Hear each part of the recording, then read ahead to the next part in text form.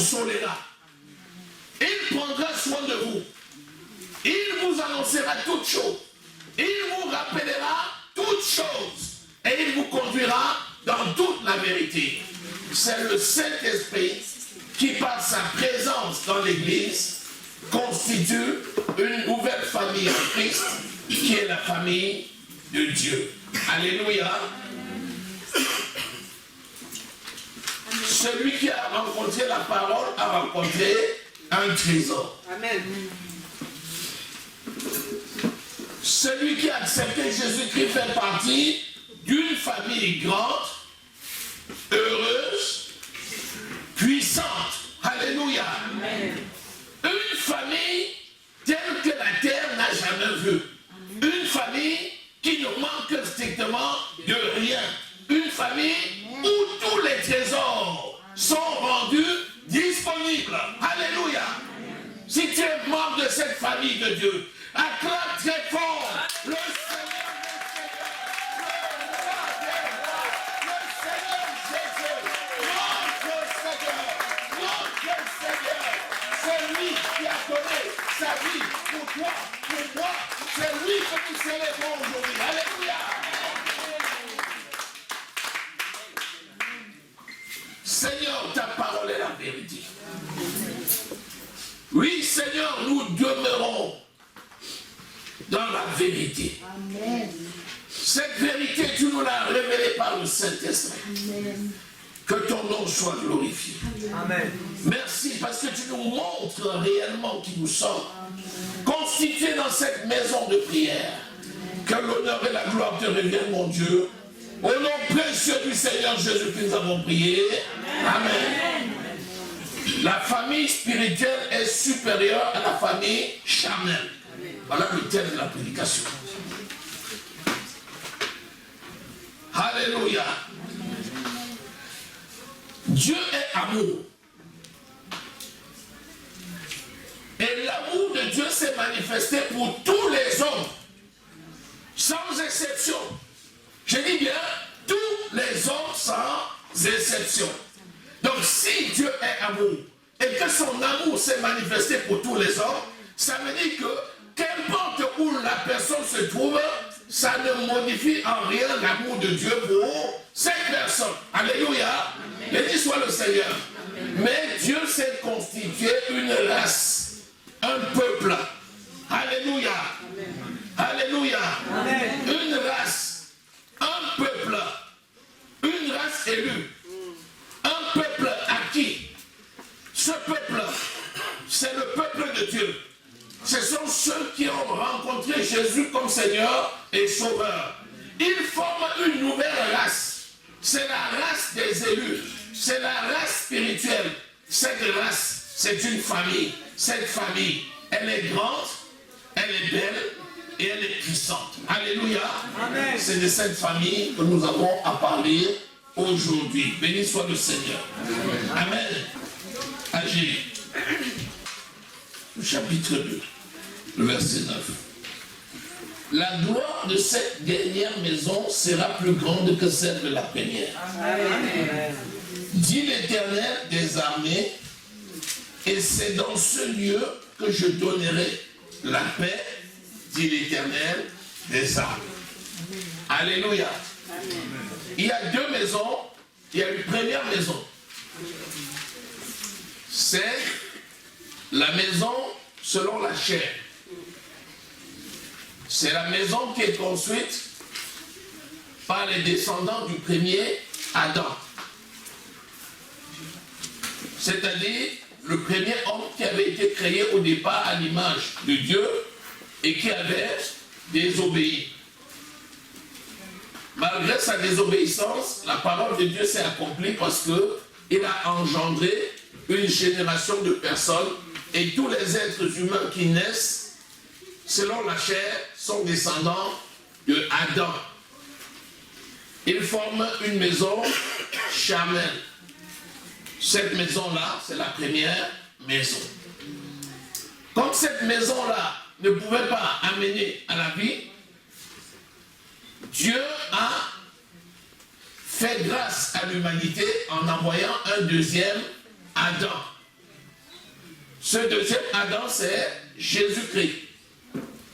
Il est venu et par sa mort à la croix, il a condamné le péché, il a condamné la malédiction, il a crucifié et il a engendré une nouvelle race de personnes qui, croyant en lui, deviennent enfants de la maison et constituent cette fois-ci une maison spirituelle. La maison spirituelle est supérieure à la maison charnelle. Il n'y a que deux Adam. Le premier Adam, qui est le premier homme qui est déchu, et le deuxième Adam, qui est Jésus-Christ, qui est éternel. Il y a donc deux maisons. La première maison qui est charnelle, et la deuxième maison qui est la maison spirituelle et qui est éternelle, en Jésus-Christ. Et nous sommes enfants de cette deuxième maison, la maison spirituelle. Alléluia. C'est pourquoi nous devons rester dans la maison spirituelle et dominer le reste des choses à partir de la maison où nous sommes actuellement. Disons Amen. Amen. Alléluia. Amen. Donc la gloire de la dernière maison, c'est-à-dire la deuxième, il n'y a que deux. Premier Adam, qui a engendré la première maison, qui est charnelle, et le deuxième et dernier Adam, qui est Jésus-Christ, qui a engendré la deuxième et dernière maison, qui est spirituelle. C'est la famille charnelle et c'est la famille spirituelle. Il y a une notion très importante. Pour engendrer le deuxième Adam, Dieu le Père a préféré aller dans la famille des membres du premier Adam. Et c'est de cette famille qu'il a sorti la lumière pour éclairer le monde. Le peuple juif qui était descendant du premier Adam, étant plongé dans le noir, Dieu a aimé le monde qu'il a donné son Fils unique, mort à la croix, afin que quiconque croit en lui ne périsse point, mais ait la vie éternelle. Ce Fils unique, c'était Jésus, né de Marie, épouse de Joseph. Et il dit, des ténèbres jaillira la lumière. Donc, c'est donc dans la famille du premier Adam qu'il a engendré le deuxième Adam. C'est des ténèbres que jaillit la lumière.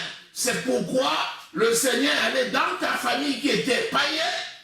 Amen. Et il t'a sorti de cette famille. Amen.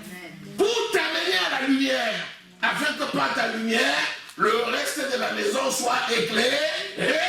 Alléluia. Est-ce que tu saisis quelque chose? Acclame le Seigneur.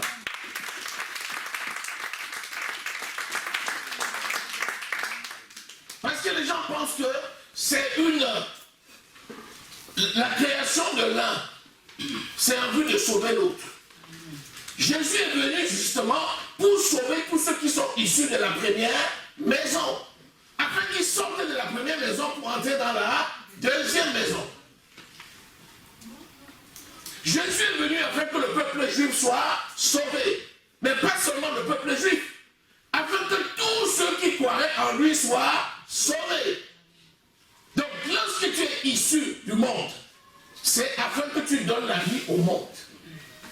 Lorsque tu es issu d'une famille, c'est afin que tu donnes la vie à cette famille. Alléluia. Amen. Il ne s'agit pas de dire, maintenant j'ai vu la lumière, je reste avec ma lumière et je prends un rideau de fer et je mets une séparation entre là d'où je suis venu et là où je suis maintenant. Ce n'est pas ça. Le Seigneur ne nous a jamais dit d'abandonner nos familles. Amen. Amen. À quoi aurait-il servi qu'il a été cherché dans une famille et ensuite pour abandonner le reste de la famille? Amen. Ça n'a pas d'intérêt. C'est par la grâce que nous sommes sauvés au moyen de la foi. Éphésiens au chapitre 2, verset 8. Retiens ceci. Tu n'as pas mérité le salut plus que les membres de ta famille qui sont restés dans le monde. C'est le premier point, il faut le garder. Garde ce point-ci. Je suis en Christ, je suis heureux dans la maison de gloire. mais je n'ai pas mérité d'y être. C'est essentiellement par la grâce que j'y suis. Amen. Par conséquent, mes yeux doivent être tournés vers ceux qui ont besoin du salut. Amen. Et de là où je suis, je dois leur envoyer la lumière et la puissance nécessaires pour les attirer à moi. Amen. Jésus, c'est l'exemple. Il dit, restez là. Je m'en vais vers mon Père. Je vais vous préparer une place dans la maison de mon Père. Car dans la maison de mon Père, il y a beaucoup de places. Lorsque j'aurai préparé ces places, je reviendrai vous chercher. Et je vous amènerai avec moi, afin que là où je sois, vous aussi vous soyez. Lorsque tu as quitté ta famille, tu es venu en Christ. Tu es en train de préparer la place pour les membres de ta famille. Amen. Par ton comportement, par ton engagement spirituel, par ta croissance spirituelle, tu augmentes le cercle spirituel autour de toi. Et tu vas impacter ta famille et tu iras chercher les membres de ta famille pour les amener et les implanter dans le royaume de Dieu. Alléluia. Alléluia. Alléluia. Alléluia. Alléluia.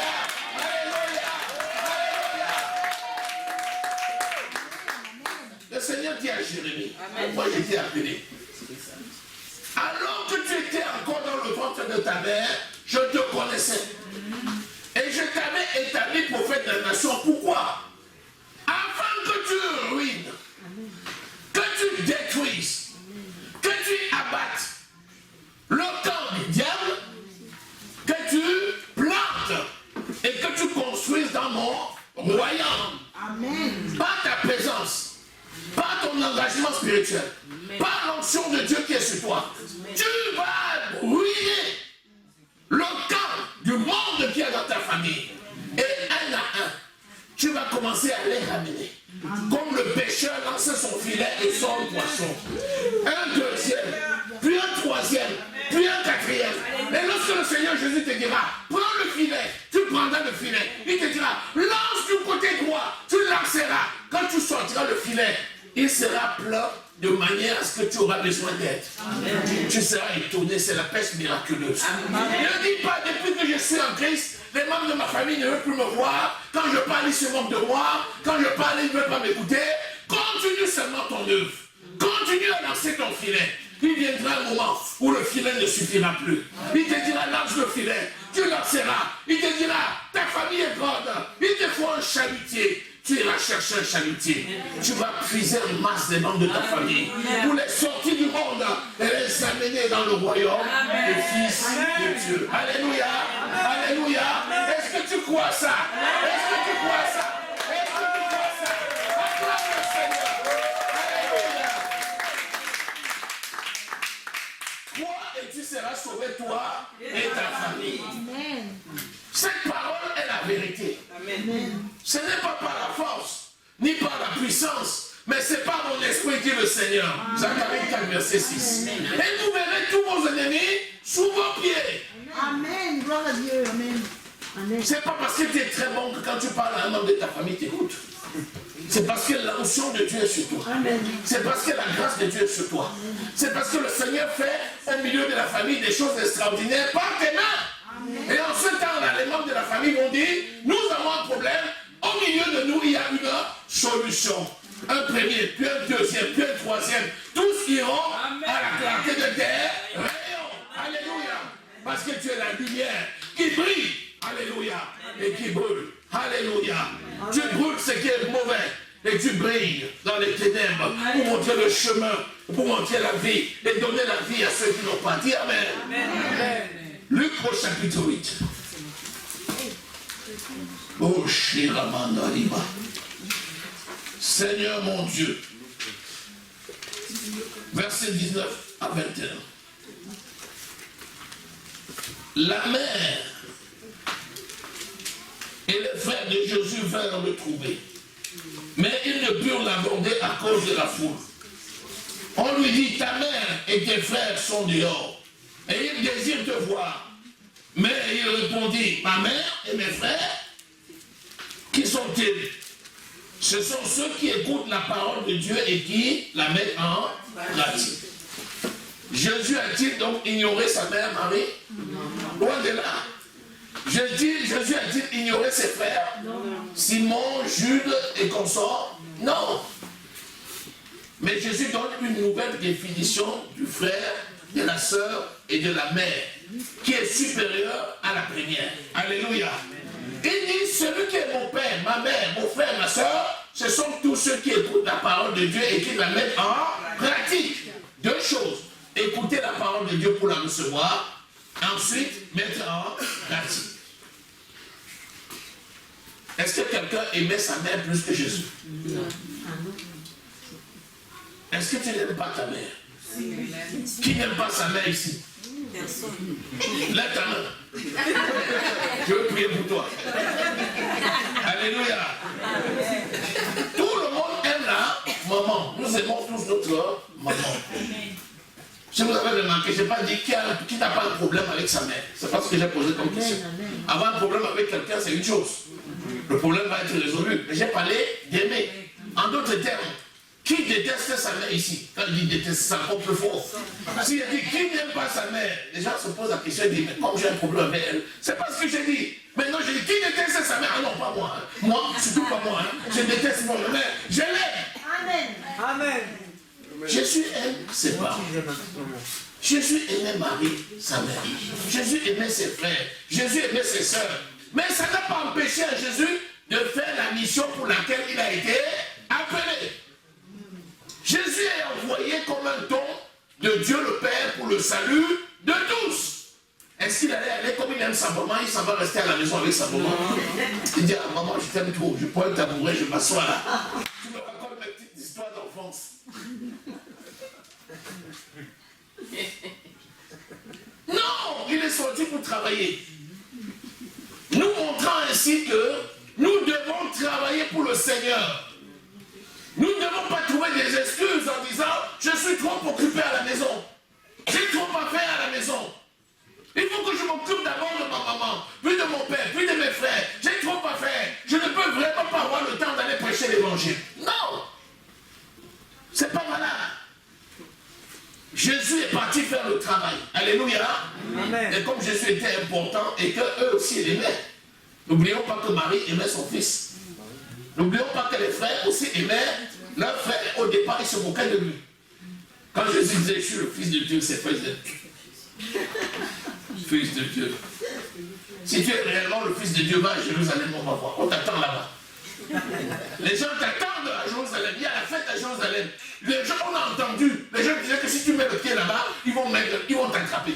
Comme tu nous as toujours dit, je suis le fils de Dieu, je suis le fils de Dieu. Alors que nous savons que tu es le fils de notre maman. Va alors à Jérusalem, on va voir si tu peux aller. Jésus dit, bon, mon heure n'est pas arrivé. Quand mon heure va arriver, je vais y aller. Et après, Jésus est venu en plein milieu à Jérusalem. Ils ont vu Jésus, ils étaient étonnés. Et personne n'a pu mettre la main sur Jésus. Amen. Amen. Quand l'heure est venue, Jésus est monté. Il les aimait bien, mais eux, ils doutaient. Quand ils ont vu ça, ils ont commencé à dire, peut-être que ce qu'il dit là, c'est vrai. Et progressivement, ils ont fini par se rendre compte que c'était réellement le Fils de Dieu. Puisque dans la chambre haute, ils étaient présents. Alléluia. Acte 1, verset 8. Marie, la mère de Jésus, et tous les frères de Jésus, et les autres disciples, ils étaient là lorsque Jésus partait et leur a laissé l'onction du Saint-Esprit pour faire la mission. Ils étaient tous là. Au départ, ils se moquaient de lui. À la fin, ils étaient là. Donc ne dis pas, tout le monde se moque de moi dans ma famille, les gens m'insultent. T'inquiète pas. L'heure viendra, bientôt, où tous viendront vers toi. Amen. Au départ, comme Nicodème la nuit, amen, où te dit, dans la famille, là, nous savons que toi, ce que tu dis, c'est ça qui est vrai. On fait comment? Et progressivement, ils viendront aussi le jour, à la lumière. Et tu leur enseigneras ce qu'il faut faire. Alléluia. Amen. Tu vas leur donner la vie. Jésus dit, ne dis pas seulement, je suis le frère, je suis la sœur, je suis un enfant de Dieu. Mais d'abord, pratique la parole de Dieu. Dis, je suis enfant de Dieu, c'est une chose, mais si tu ne mets pas en pratique la parole de Dieu, ça ne sert à rien. Il a dit, pourquoi dites-vous Seigneur, Seigneur, et ne faites-vous pas ce que je vous dis? Beaucoup viendront en ce jour-là, le jour du jugement, et diront, Seigneur, n'avais-je pas prophétisé en ton nom? N'avais-je pas chassé les démons en ton nom? N'avais-je pas fait ceci? Je dirais, ôtez-vous de là. je ne vous ai jamais connu, vous qui commettez l'iniquité. La parole de Dieu est donnée pour mettre en pratique, pas pour faire le verbiage. Parler, c'est une chose. Agir, c'en est une autre. Il vaut mieux parler et agir, plutôt que de parler sans agir. Si tu dis je suis enfant de Dieu, montre-le. Et la seule façon de le montrer, prêche l'évangile. Montre le bon caractère. Démontre les caractères de l'esprit. Que les prodiges, les miracles s'opèrent par tes mains. Et le monde verra que tu es réellement enfant de Dieu. Alléluia. Je suis enfant de Dieu. Montre-le. Et il montre ta foi, je te montrerai les œuvres. Les œuvres qui s'accomplissent par la foi. Celui qui parle doit agir. Alléluia. Amen. Et c'est dans la maison de Dieu. C'est de là seulement que va venir la lumière nécessaire pour apporter la vie aux autres. Essentiellement dans la maison de Dieu. Alléluia. Certains disent, mais comment quelqu'un peut accepter Jésus et un jour Jésus lui dit, je t'ai jamais connu. La vérité c'est que, est-ce que tu as réellement accepté? Parce qu'en général, quand on accepte quelqu'un, on fait ce qu'il dit. Souvent c'est ça. En plus, on accepte qui Dieu. Donc si tu acceptes Dieu, tu fais ce que Dieu dit. Puisqu'il est Dieu. Dieu est Dieu. Alléluia. Amen. En Dieu, il n'y a point d'ombre de variation. Parce que Dieu est Dieu. Si tu acceptes Dieu, donc tu fais ce que Dieu dit. Parce que Dieu est éternel. Dieu n'est pas un homme pour mentir, ni le fils d'un homme pour se repentir. Ce qu'il a dit, il a compris. Donc c'est Dieu. Si j'accepte Dieu, par définition, je fais la volonté de Dieu. Alléluia. Amen. Jésus dit, bon allez, d'abord non seulement tout le monde est là pour m'écouter, et eux ils sont venus en retard. Comment ils sortent de la maison de Dieu et ils arrivent en retard? Est-ce que c'est normal? Est-ce que c'est normal? Non. Jésus est là, il y a une foule compacte. Les gens n'arrivent même pas à arriver à lui tellement il y avait du monde. Les gens de sa maison, sa mère et ses frères arrivent en retard. Et quand il y a déjà tout le monde, ils se mettent dehors, ils disent, allez lui dire que nous sommes là, que nous voulons le voir, qu'il vienne. Ils sont courageux, hein? Est-ce qu'ils avaient vraiment compris l'importance de Jésus? Tu arrives au lieu de te dépêcher pour arriver le premier, être au premier rang, pour ramasser les bénédictions, tu arrives en retard et tu vas dehors, tu dis, appelez-moi le pasteur, là, dites-lui que je veux le voir. Je suis arrivé au coup de touche. Le pasteur doit prêcher. Quelqu'un se fait là-bas. Pasteur, quelqu'un veut, quelle personne peut te voir, il est dehors, il dit que tu dois venir. C'est toi qui es assis dans la salle, tu es pour ça, tu vas dire quoi? Je pense que tu ne vas même pas parler, tu vas seulement te lever, tu vas aller fermer la porte. Ne nous trouble pas, nous sommes si bien comme ça. Amen. Alléluia. Amen. Béni soit le Seigneur. Amen. Lorsque les gens commencent à reconnaître qui tu es, ils vont chercher à t'utiliser à leur service. Ils vont essayer de te montrer qu'eux-mêmes sont quelque chose, bien qu'ils reconnaissent. C'est pour ça qu'ils arrivent, au lieu d'entrer et de venir s'asseoir pour écouter la parole, ils demandent qu'on a dit à Jésus qu'ils sont dehors, qu'ils veulent le voir. D'abord, le simple fait d'être venu, ça veut dire qu'ils reconnaissaient déjà qui était Jésus. Mais ils voulaient montrer qu'eux aussi sont des gens. Je suis sa mère quand même. C'est quand même notre frère. Dites-lui que nous sommes là dehors. Il n'a qu'à venir lui-même pour nous chercher et nous amener à la première place et nous mettre. Tu te dis, mais avant il était contre moi, mais maintenant, quand il y a un problème, on vient toujours me chercher, ils exagèrent même. Mais tu pensais qu'ils allaient faire quoi? C'est la deuxième étape, ça passe par là. Quand il y a une situation, on t'appelle. À un moment donné, tu dis, mais je suis devenu quoi? On dirait que je suis là à leur service. Mais ils veulent te montrer qu'ils sont importants, malgré tout ce qu'ils reconnaissent en toi. Est-ce que Jésus a interrompu son enseignement? Non, il a seulement mis les choses en ordre. Il dit, c'est ma maman, ce sont mes frères. Mais vous aussi, vous êtes également mes frères et mes sœurs. Et vous êtes d'ailleurs plus importants parce que vous écoutez la parole pour la mettre en pratique. Il a juste rétabli l'ordre des choses. Dieu ne fait exception de personne. Dans la démonstration de ton amour pour les gens, tu ne dois pas avoir des préférences. Il m'arrive de dire à mes enfants, si vous ne voulez pas faire l'école, si je trouve un enfant qui sait faire l'école, qui est intelligent, je vais l'envoyer à l'école. Vous allez rester là, mais lui va aller le plus loin possible, je vais l'envoyer. Mais quand je dis ça, je ne blague pas. Je dis la vérité. Je dis la vérité.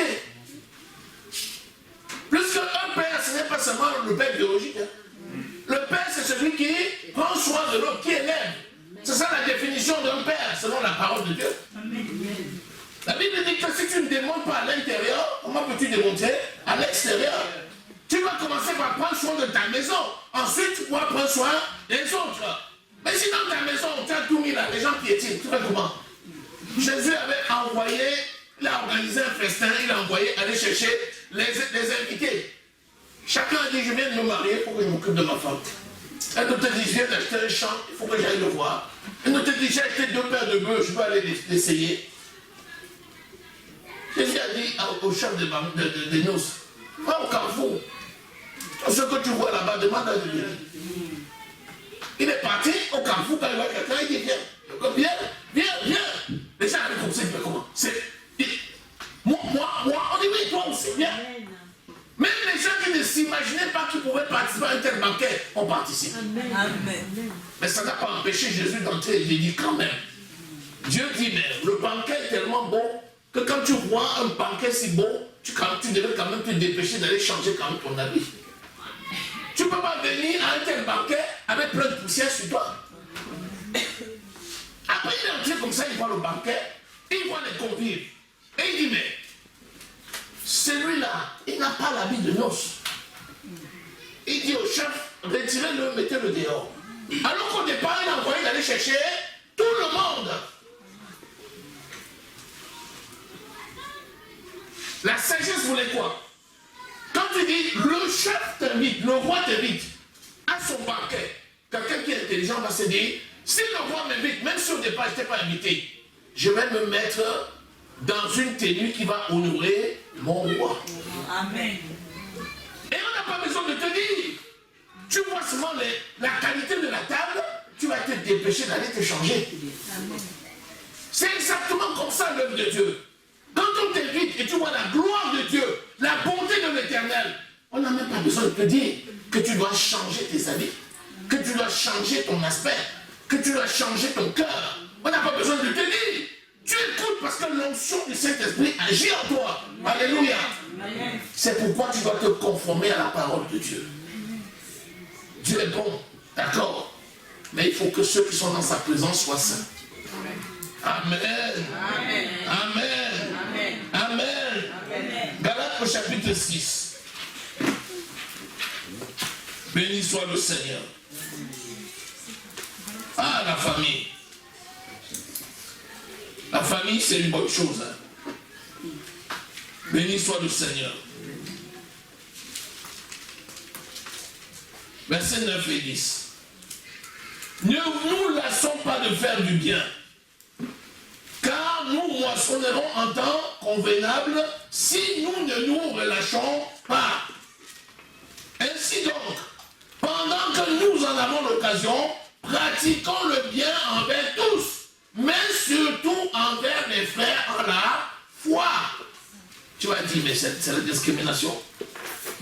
Comment on dit de pratiquer le bien, mais surtout les frères en la foi? C'est parce que tu ne peux pas donner aux autres ce que tu n'as pas. C'est parce que le témoignage commence dans la maison avant d'aller à l'extérieur. Il a dit, rendez d'abord témoignage à Jérusalem, puis en Judée, en Samarie et jusqu'aux extrémités de la terre.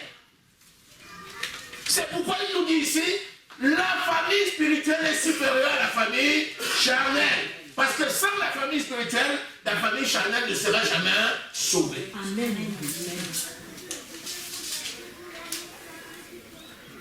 C'est pourquoi tu privilégies l'œuvre de Dieu. C'est pourquoi quand quelqu'un te dit, il n'y a plus tu dis, je vais prier. Ah, tu peux me demander tout ce que tu veux, mais ne me dis pas de ne pas prier. Amen. Est-ce que je te demande de prier avec moi? Quand viendra le moment, je te demanderai. Mais en attendant, laisse-moi au moins prier. Amen. Ça ne te prend ni énergie, ni temps, ni rien. Laisse-moi faire. Amen. Alléluia. Amen. Et quand tu vas prier et montrer que la parole que tu déclares, c'est la vérité par ton propre comportement, la Bible dit, les autres seront gagnés. Alléluia. C'est pourquoi nous privilégions l'œuvre de Dieu, nous privilégions la maison de Dieu, parce que la maison de Dieu, c'est une sémence pour donner la vie aux autres maisons. Et dit, regardez vos maisons. Elles sont jolies. Regardez la maison de Dieu. C'est dans Agé toujours. Quand il demande de revenir bâtir la muraille de Jérusalem, il dit aux gens, venez, mettez-vous ensemble et bâtissez-moi une maison. Après il a dit, attention, hein, je ne vis pas dans les maisons faites de temples d'hommes. Je ne vis pas dans les maisons faites par les hommes. Je vis dans le corps de l'homme, je vis dans ton cœur. Donc même la maison que nous faisons pour Dieu, c'est encore pour nous, parce que c'est le lieu où nous nous rassemblons. En ce qui le concerne, lui, il habite les cœurs. Alléluia. Amen. Donc si tu prends soin de l'œuvre de Dieu, il prendra soin de ta maison. Alléluia. Amen. La meilleure façon pour gagner ta famille à Dieu, c'est d'être consacré à Dieu. Amen. C'est de mettre Dieu en premier rang et de le faire savoir. Là, tu peux être certain que tu vas gagner ta famille. Amen. Parce que quand tu mets Dieu en premier et tu le fais savoir, tu es obligé d'être à la hauteur. Ton comportement à la maison, tes paroles, tu vas les surveiller et les contrôler. Est-ce que tu peux dire, je suis enfant de Dieu, je suis bien? Et puis après, tu commences à insulter les gens. Les gens vont se mettre à te regarder et dire, enfant de Dieu! Enfant de Dieu! Pourquoi tu dis enfant de Dieu? Pourquoi tu dis enfant de Dieu? Ah, j'ai rien dit, j'ai souvent dit, voilà les enfants de Dieu.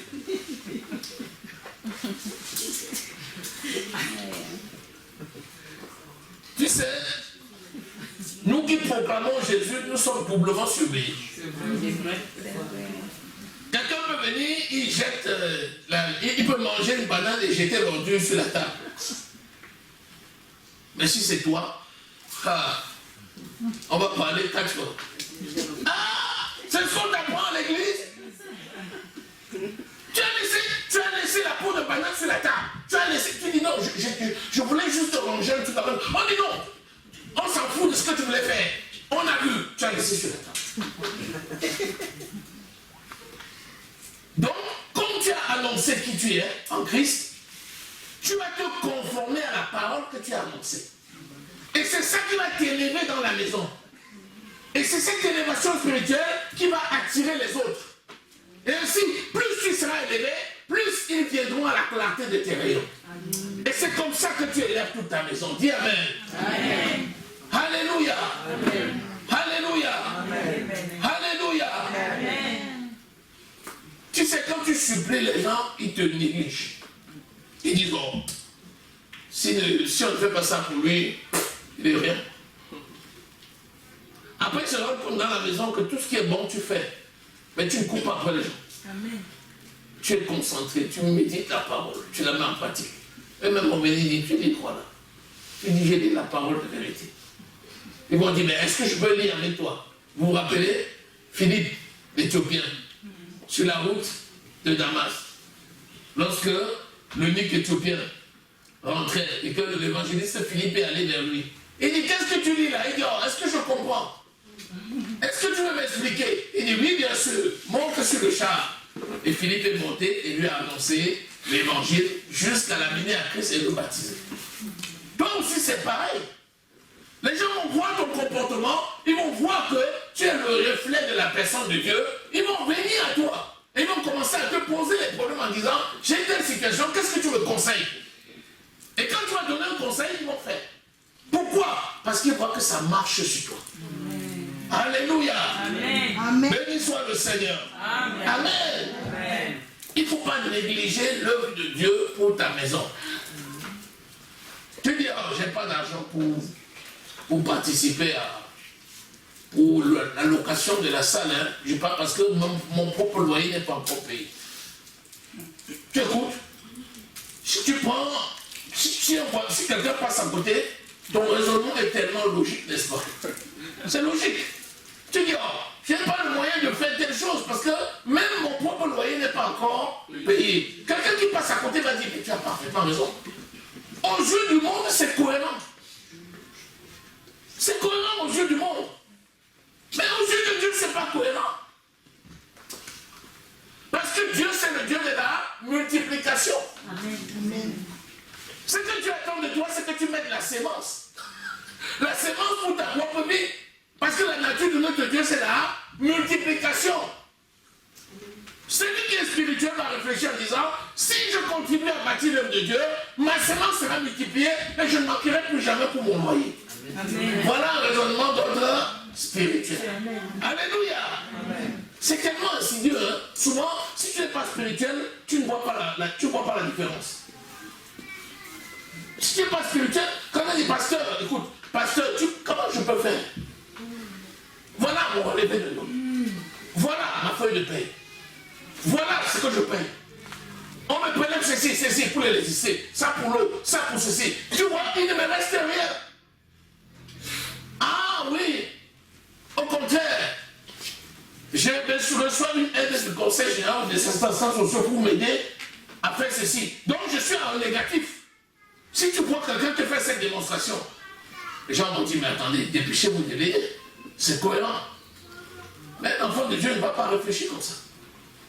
Un enfant de Dieu va dire, je donnerai selon ma prospérité.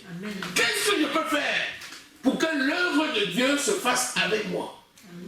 Il ira prendre selon sa prospérité. Et chez cette personne, ça sera comme le denier de la femme, de la veuve, qui était venue mettre dans le tronc devant Jésus. Et Jésus a dit, cette femme a donné seulement ce qui lui restait, une petite pièce. Ça n'a rien, ça ne ressemble à rien aux yeux des gens. Mais en vérité, elle a donné plus que tous. Pourquoi? Parce que de ce qu'elle a donné, elle aura tout ce qu'il faudra pour payer ses dettes et pour vivre. Vous vous rappelez Élisée et la femme de l'homme de Dieu. L'homme de Dieu était mort, il a laissé la femme et il avait les dettes. Et on est venu, on a voulu prendre les deux enfants pour en faire des esclaves. Et elle a vu Élisée. Elle dit, Élisée, l'homme de Dieu, mon mari, le serviteur de Dieu est mort. Et on veut prendre ses enfants pour en faire des esclaves. Élisée lui dit, qu'est-ce que tu as, femme? Je n'ai rien. Non, tu ne peux pas dire que tu n'as rien. La femme d'un prophète ne peut pas dire qu'elle n'a rien. Ah, si, il reste juste un fond d'huile chez moi. Il dit, ah, tu m'avais dit que tu n'avais rien. Va prendre maintenant les bidons dans tout le village. Prends ce fond d'huile-là, ferme la porte derrière toi et verse dans ces bidons. Elle a commencé à verser, lui ne s'est plus jamais arrêté jusqu'à ce que tous les bidons soient pleins. Amen. Après, elle est venue, homme de Dieu, voilà tout ce que tu as donné. Il a dit, va, vends cela, paye ta dette. Et avec le reste, tu vivras toi et tes enfants. Amen. Quand il dit avec le reste, tu vivras, ça veut dire que ce qui restera ne tarira jamais. L'huile qui a coulé là, c'était une sémence qui ne s'arrêtera plus jamais. Tu vivras avec le reste. Ce reste-là, c'est quoi? C'est l'huile. C'est l'argent qui est venu de l'huile, de la vente. Donc c'est l'argent sur lequel il y a l'option. Sur cet argent-là, il y aura toujours la multiplication. Amen. Alléluia. Amen. Alléluia. Amen. Alléluia. Amen. J'ai un pasteur qui me disait toujours, chaque chose qu'on fait dans l'église, c'est une opportunité de bénédiction. Amen. Il disait, chaque chose qu'on fait dans l'église, c'est une opportunité. Ne loupe jamais une opportunité de multiplier ta sémence dans l'œuvre de Dieu. Amen. Si on paye pour faire un truc, d'ailleurs, les gens se bousculent pour acheter une serpillère, pour acheter un tapis, pour acheter une lampe, pour acheter du pain pour la Sainte Seine. Moi, je vais apporter parce que les gens savent que derrière chaque détail aux yeux des hommes, il y a une bénédiction sans fin. Amen. Alléluia. Amen. C'est ça la sagesse de Dieu. L'œuvre de Dieu passe avant tout. Tu dis, bon, allez, on va me chasser. Si je fais ça, on va me chasser de la maison. Je vais devenir quoi? Marc au chapitre 10. Parce que vous savez, quand c'est chaud, quand spirituellement les gens ne peuvent plus rien, ils passent physiquement pour essayer de t'intimider et te mettre en difficulté. C'est comme ça la stratégie du malin. Quand spirituellement il n'arrive pas, il essaye de te faire peur physiquement. C'est comme ça que le malin travaille. Mais toi, tu lui résistes. Dis Amen. Amen. Marc 10. Alléluia. Lisons à partir du verset 28.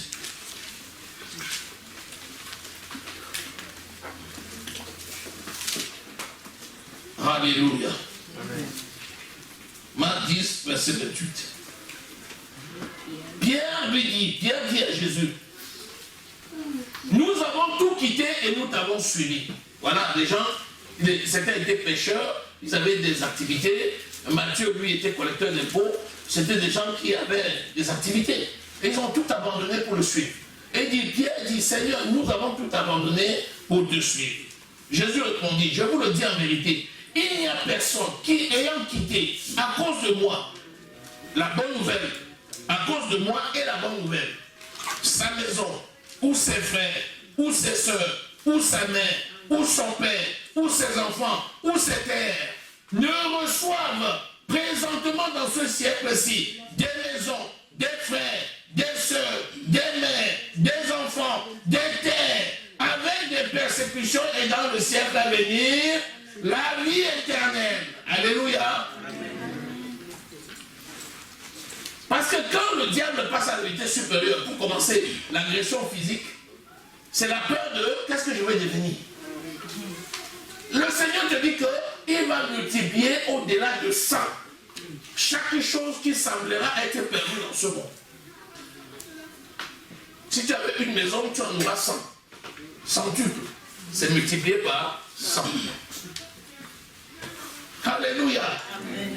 Alléluia. Amen. Tu dis, hey, qu'est-ce que je vais devenir? Il te dit, ne t'inquiète pas. Celui que tu sers est fidèle et vous verrez de nouveau la différence entre celui qui me sert et celui qui ne me sert pas. Amen. Alléluia. Amen. Des pères, des mères, des pères, c'est comme ça. Des frères, on dit au centuple. Tu as perdu un frère selon la chair parce qu'il a dit, maintenant on ne te parle plus. Maintenant on ne veut plus te voir. À l'église, tu as 1500 frères. Et on ne te payera pas ta scolarité, tu vas voir. À la rentrée, il te voit dans les plus grandes écoles. Comment tu as fait? Il dit, Dieu a approuvé. Comment? J'ai des frères, des soeurs, j'en ai même tellement qu'ils se bousculaient même pour savoir qui va payer cette année. Non, si c'est ça, l'année prochaine, personne d'autre, nous-mêmes on va le faire. Ah, vous voulez le faire? Ah d'accord, vous êtes bénis au nom de Jésus. Amen. Ça vous est jamais arrivé? Quand les gens voient que la solution est venue d'ailleurs, ils se regardent entre eux et ils disent, mais ça va nous faire la honte. Ça va nous foutre la honte. Après on te dit, on ne peut plus ça, hein? On ne peut plus ça, hein? Laisse les gens, eux aussi ils ont leurs charges, eux aussi ils ont leurs affaires. Nous sommes là, tu veux dire quoi? Que nous ne sommes rien? La prochaine fois, on va régler ça, hein? Tu dis, ah bon? Mais soyez bénis au nom de Jésus. Ça t'est pas arrivé ça? Ça t'est pas arrivé ça? Amen. Et si tu dis ça, tu fais quoi? Tu dis non, je ne veux pas. Non. Non! C'est la porte qui est ouverte. Tu dis soyez bénis. Alléluia. Si un membre de ta famille fait quelque chose pour toi, ne refuse pas. Amen. Ne refuse pas. Parce que si tu refuses, tu le prives de bénédiction. C'est la porte que tu ouvres pour son compte. Ce que quelqu'un fait pour toi, c'est la bénédiction qui abonde pour son propre compte. Amen. Alléluia. Amen. Tu viens te dire, oh, j'aime ça à te donner. Tu dis non, je ne veux pas. Il y a une autre façon de faire. Tu peux ne pas en avoir réellement besoin. Tu vas peut-être dire à la personne, écoute, merci beaucoup. Mais la vérité, c'est que je n'en ai pas besoin.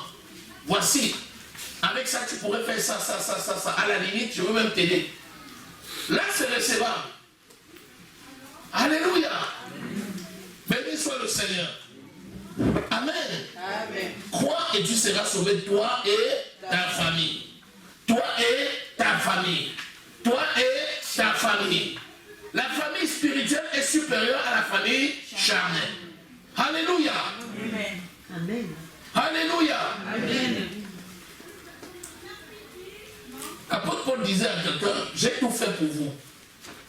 Si vous arrive quelque chose, votre sang ne retombera pas sur la tente. Amen. C'est comme toi et ta famille. Imagine-toi, tu es sauvé dans une famille et la famille se perd. parce que tu n'as jamais prêché l'évangile. Parce que tu n'es jamais allé les voir pour leur dire ce que Jésus a fait pour toi. Si cette famille se perd, tu rendras compte au Seigneur. Parce qu'il ne t'a pas sorti de cette famille juste pour perdre la famille.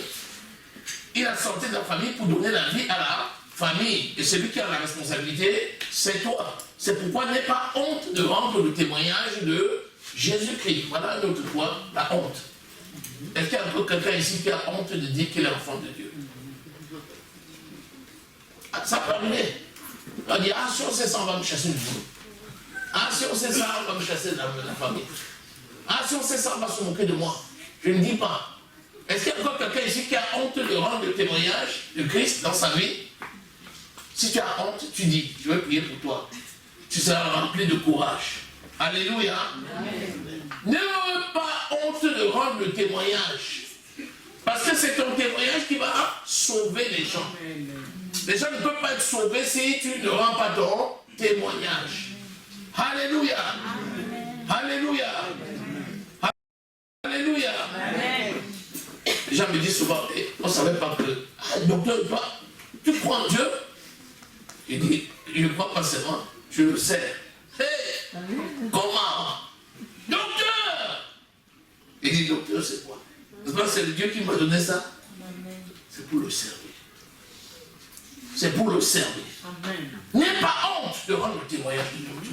N'aie pas honte. D'ailleurs, si tu ne veux pas rendre ça difficile, quand tu arrives, annonce-toi clairement. Quand tu te présentes la première fois chez ceux qui ne te connaissent pas, dis-leur que tu es enfant de Dieu. Ça dépend du milieu où tu es.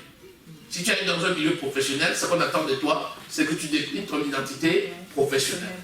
Là, tu déclines ton identité professionnelle et accessoirement, tu leur dis, je suis aussi membre d'une assemblée culturelle. Parce que moi, je crois en Dieu et je le sais. Ça, je peux te dire, c'est toujours recevable. Parce que c'est votre vie, vous êtes libre. Tant mieux pour vous si ça marche. Et du coup, les gens vont enregistrer qui tu es. Et quand ils te parleront, ils sauront à qui ils parlent. Ils ne vont pas parler comme à un inconnu sur ce plan-là. Tu ne vas pas paraître quelqu'un, tu dis je suis jeune, mais en même temps je ne peux pas leur dire que je suis enfant de Dieu. Mais tu n'avais qu'à leur dire ça dès le départ. Et ils ne diraient pas n'importe quoi à côté de toi. Alléluia. Amen. Alléluia. Amen. La gloire de la deuxième maison est supérieure à celle de la première. Et la famille spirituelle est supérieure à la famille charnelle. Parce que c'est la famille spirituelle qui va engendrer la vie dans la famille charnelle. Alléluia.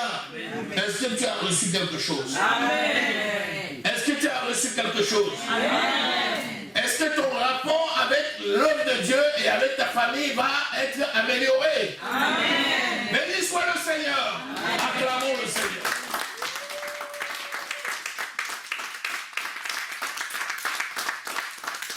Seigneur, nous te disons merci pour ta parole qui est la vérité. Merci parce que Seigneur, tu nous donnes la révélation sur la famille spirituelle. Quelle est belle cette famille de Dieu. Oui, Seigneur, nous sommes unis au sein de cette famille par le lien d'amour. Seigneur, tu amènes chacun de tes enfants à grandir dans la relation avec toi pour témoigner de la personne de Christ et pour démontrer les caractères de l'Esprit. Tu es le Dieu fidèle qui agit puissamment dans notre vie. L'honneur et la gloire te revient. Au nom précieux du Seigneur Jésus que nous avons prié. Amen.